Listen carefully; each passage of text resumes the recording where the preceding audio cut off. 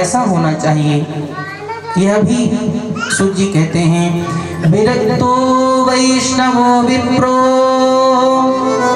वेद शास्त्र विशुद्धिकृत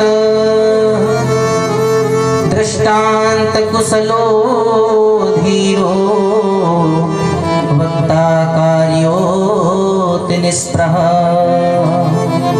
विरक्तो, अपनी इंद्रियों से काम क्रोध लोभ मोह जिसके मन में न हो, ऐसा इंद्रियों से विरक्त कोई ब्राह्मण होना चाहिए। और विरक्तता के साथ साथ आसक्ति किस पर हो? विरक्तो वैष्णवो, वैष्णव होना परम आवश्यक है। अगर वह वैष्णव नहीं है, भगवान का भक्त नहीं है, तो कितनी भी सुंदर कथा कह ले, वह कथा किसी भी काम की नहीं है। अगर वक्ता स्वयं वैष्णव ना हो, भगवान का भक्त ना हो, तो उसको कथा कहने का अधिकार नहीं है। विरक्तो वैष्णवो विप्रो, और विप्र होना चाहिए, ब्राह्मण होना चाहिए।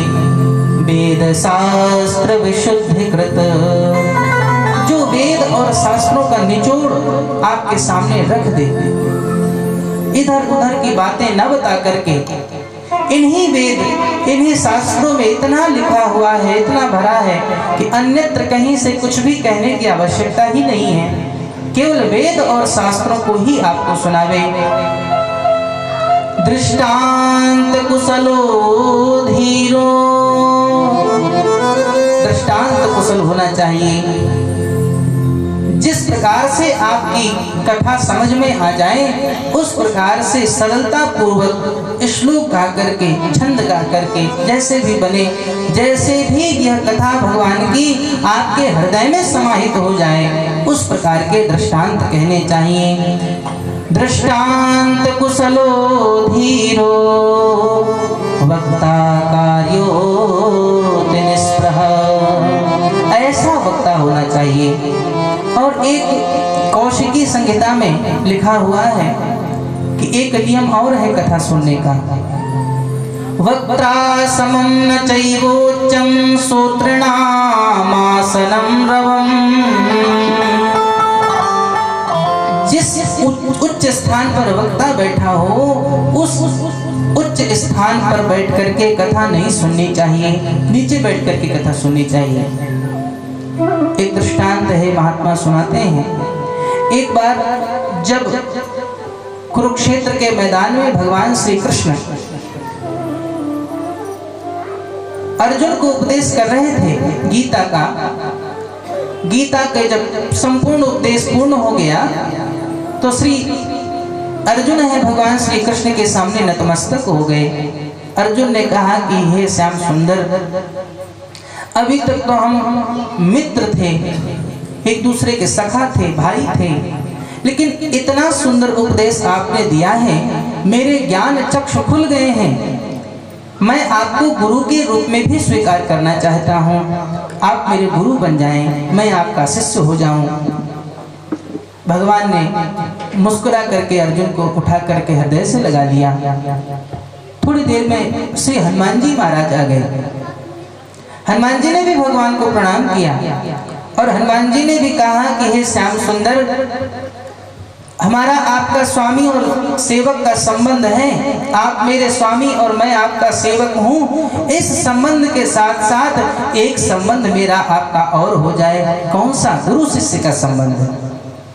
गुरु शिष्य का संबंध हमारा तुम्हारा कैसे होगा? हनुमान जी ने कहा कि हे श्याम सुंदर, जिस प्रकार से आपने अर्जुन को स्वीकार कर लिया शिष्य के स्वरूप में, ठीक उसी प्रकार मैंने भी आपके संपूर्ण उपदेशों का अक्षरशः श्रवण किया है। मुझे भी आप शिष्य के रूप में स्वीकार करें। कन्हैया ने कहा कि हनुमान जी, अर्जुन तो मेरे सामने खड़े थे जब मैं गीता का उपदेश कर रहा था, लेकिन तुम कहाँ थे?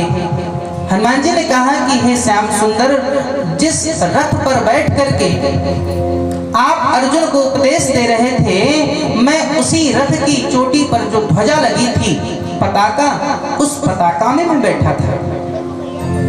कन्हैया ने कहा कि हनुमान जी, उपदेश सुना सो तो ठीक है, लेकिन आपने वक्ता से ऊंचे आसन पर बैठ करके कथा सुनी, आपको पुण्य नहीं, आपको पाप लग गया। हनुमान जी ने हाथ जोड़ करके प्रार्थना की, प्रभु इस पाप से किस प्रकार से निवृत्ति हो सकती है। श्याम सुंदर ने कहा कि ग्रंथ की रचना करो, उस ग्रंथ की रचना से आप साप मुक्त हो जाओगे। हनुमान जी ने एक ग्रंथ की रचना की जिसका नाम है हनुमत पैसाच। उस ग्रंथ का पाठ करने से जो लोग इस पाप से पाप के भागी होते हैं उनको उसका पाठ करने से मुक्ति प्राप्त हो जाती है। तो श्री हनुमान जी महाराज जैसे भक्त को जब ऐसा उनके सामने जब ऐसी समस्या आ गई, तो हम आप तो साधारण से जीव हैं, यह भी नियम कथा श्रवण में होना चाहिए। महात्माओं ने प्रश्न किया श्री सूत जी से कि हे सूत जी, सप्ताह कथा श्रवण करने में भोजन कैसा होना चाहिए। सूत जी ने कहा कि जिस भोजन में शरीर को सुख मिले, शुद्ध सात्विक और पवित्र भोजन होना चाहिए। शास्त्र तो यह कहते हैं कि 7 दिन तक वक्ता और श्रोता इन दोनों को घृत पान करके रहना चाहिए, घी पी करके। महात्माओं ने कहा कि शास्त्र तो ठीक कहते हैं कि घी पी लेना चाहिए, लेकिन आगे आने वाले समय में घी पी करके कौन रह सकता है। अगर कोई घृतपान न करे, सूजी ने कहा तो कोई बात नहीं, फलाहार कर ले। फलाहार में भी संतुष्ट ना हो तो दिन में एक समय अन्न का आहार करे और कथा श्रवण करे। एक महात्मा ने कहा कि इससे भी अधिक कोई उपाय है। तो दूसरे महात्मा ने कहा कि भाई देखो ऐसा है, नियम तो ये कहता है कि दिन में जितने बार भूख लगे उतने बार खा ले, लेकिन कथा सुने सुखपूर्वक।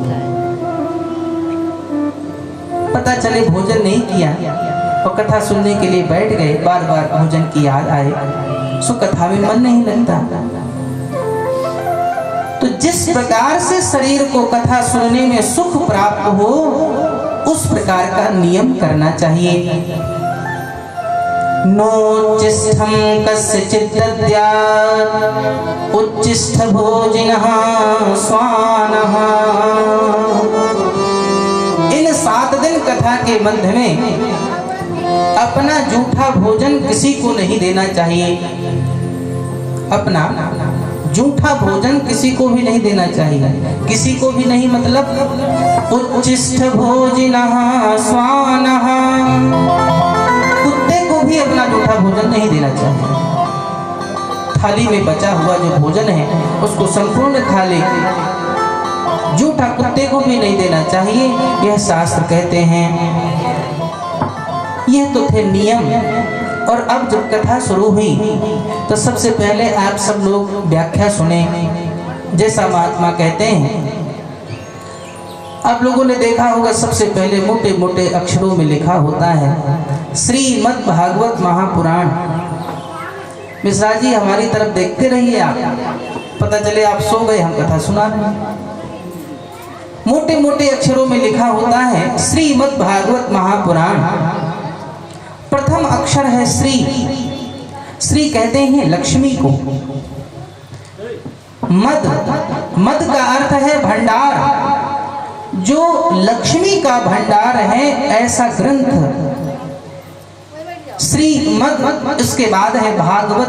भागवत में 4 अक्षर हैं, भा, गा, वा और त। संस्कृत के जो विद्वान हैं वो कहते हैं कि इन 4 अक्षरों की क्या व्याख्या हो सकती है। भास्यति सर्ववेदेषु, पहला अक्षर है भा, तो उन्होंने कहा भास्यति सर्ववेदेषु, सभी वेदों ने जिस ग्रंथ का भाषण किया हो, जिस ग्रंथ के बारे में कहा हो। दूसरा अक्षर है ग।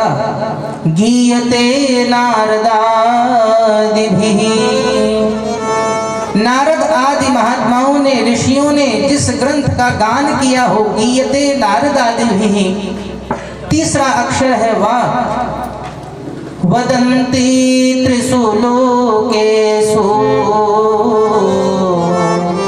तीनों मुखों में जिस ग्रंथ की महिमा गाई जाती हो। और चौथा अक्षर है त। तरन्ति भवसागरम, जिस ग्रंथ को सुनकर के जीव भव सागर से पार चला जाता हो। ऐसी है यह श्रीमद् भागवत की कथा। अभी शेष है महापुराण, श्रीमद् भागवत, और आगे लिखा होता है महापुराण। अन्य तो जितने भी पुराण हैं सब में पुराण लिखा होता है। शिव पुराण, ब्रह्म पुराण, नारद पुराण, ब्रह्म वैवर्त पुराण, कूर्म पुराण। लेकिन यह भागवत ही ऐसा ग्रंथ है जिसके आगे महापुराण शब्द जुड़ा हुआ है। महापुराण का मतलब है, महा का अर्थ है विशाल, अत्यंत विशाल, और पुराण का अर्थ है प्राचीन। शुद्ध भाषा में है प्राचीन, अत्यंत प्राचीन। लेकिन महात्मा कहते हैं कि अत्यंत प्राचीन तो है, लेकिन अत्यंत प्राचीनतम होने के बाद भी नवीन है। नवीनता है इस ग्रंथ में। नवीनता का पता कैसे चलता है? विचार करिए। आप न्यूज़पेपर जो पढ़ते हैं तो आपने किसी से कहा कि न्यूज़पेपर मुझे दे देना, और किसी ने धोखे से आज के बदले कल का न्यूज़पेपर दे दिया, पुराना। आपने उसको देखा, पहली हेडलाइन पढ़ते ही आपको पता चल गया कि ये तो पढ़ चुका हूँ, इसका मतलब कल का है।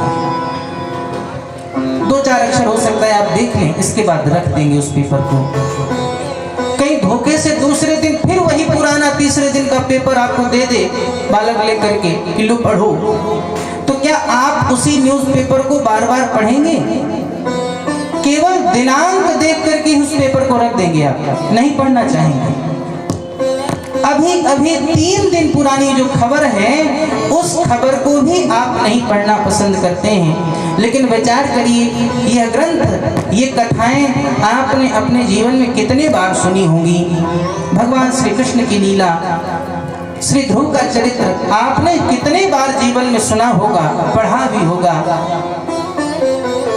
टेलीविजन में देखा भी होगा। लेकिन इतना सुनने, जानने, देखने के बाद भी आज फिर से जब बैठते हैं तो ऐसा लगता है कि यह कथा तो अत्यंत नवीन है, ये तो बहुत अच्छी कथा है, ये तो मैंने सुना ही नहीं था। इसलिए अत्यंत प्राचीन होते हुए भी जिसमें नवीनतमपन है वही है महापुराण। तो ऐसे श्रीमद् भागवत महापुराण को सुनाने के लिए श्री सूत जी महाराज 88,000 महात्माओं के सामने विराजमान हैं। सबसे पहले वंदना करते हैं श्री सूत जी। जन्माद्यस्य यतोऽन्वयादितरतः चार्थे स्वभिज्ञः स्वराट् तेने ब्रह्महृदाय आदिकवये मुह्यन्ति यत्सूरयः तेजो वारिमृदां यथा विनिमयो यत्र त्रिसर्गो धाम्ना स्वेन सदा निरस्तकुहकं सत्यं परं धीमहि। सत्य स्वरूप परमात्मा की वंदना करते हैं श्री सूत जी महाराज। और श्री सूत जी महाराज ने कहा, अब आप क्या सुनना चाहेंगे, ये आप हमसे प्रश्न करें। तो उन 88,000 महात्माओं में से एक एक करके जो जिज्ञासु महात्मा थे उन महात्माओं ने 6 प्रश्न किए श्री सूत जी से। 6 प्रश्न कौन कौन से थे? नैमिषे निमिषक्षेत्रे ऋषयः शौनकादयः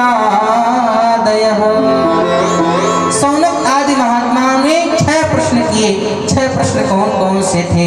पहला प्रश्न था कि हे सूत जी, आपका जीवन तो आपने बहुत विद्या का अध्ययन किया है, आप यह बताइए, महाभारत आदि अनेक ग्रंथों का आपने अध्ययन किया है, इन समस्त ग्रंथों में मनुष्य के कल्याण का क्या उपाय लिखा है, यह मैं जानना चाहता हूँ। हम सब कितने ग्रंथों का अध्ययन करेंगे, आपने समस्त ज्ञान धारण किया हुआ है, आप ज्ञानी हैं, समस्त ग्रंथों में मनुष्य के कल्याण का क्या उपाय लिखा है, यह आप हमको बता दीजिए। दूसरा प्रश्न महात्माओं ने श्री सूत जी से किया कि उन अनेक ग्रंथों में मनुष्य के कल्याण का क्या उपाय लिखा है, किस प्रकार से जीव अपना कल्याण का साधन कर सकता है, यह दूसरा प्रश्न महात्माओं ने किया।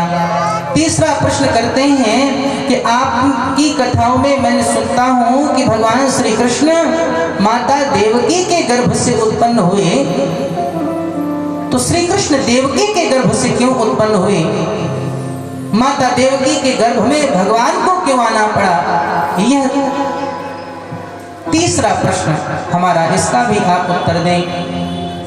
चौथा प्रश्न महात्मा पूछते हैं, गंगा की तरह पवित्र ऋषि मुनियों द्वारा कहे हुए भगवान के चरित्रों का, भक्तों के चरित्रों का गुणगान भी आप हमको सुनाइए। पांचवा प्रश्न महात्माओं ने कहा है कि श्री सूत जी, भगवान के कितने अवतार हुए, कोई 22 कहता है, कोई 24 कहता है, कोई 26 कहता है, सत्य क्या है? आपने तो समस्त ग्रंथों को पढ़ा है, भगवान के कितने अवतार लिखे हुए हैं, कितने अवतार हुए हैं, यह भी हमको बताने की कृपा करें।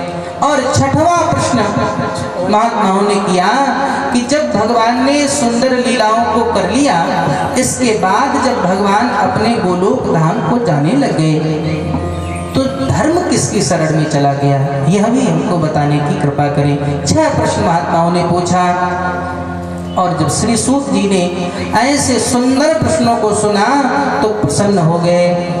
इति संप्रश्न संहृष्टो विप्राणाम रोमहर्षणि। इन सुंदर प्रश्नों को सुन करके श्री सूत जी प्रसन्न हो गए।